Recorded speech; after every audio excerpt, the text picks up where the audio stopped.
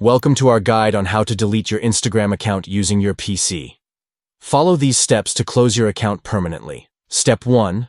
Open Instagram.com on your computer to access your Instagram account settings. Step 2.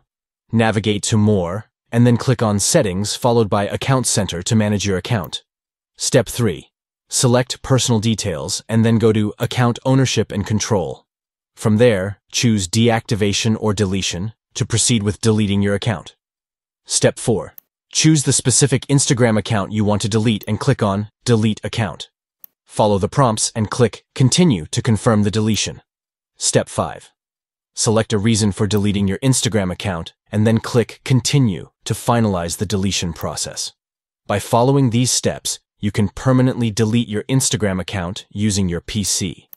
Take control of your online presence and remove your account with ease. Deleting your Instagram account is a significant decision, so ensure you are certain about your choice before proceeding. Once deleted, your account cannot be recovered, along with any associated data. Follow the steps in this guide to smoothly delete your Instagram account on your PC, allowing you to move forward without your Instagram presence.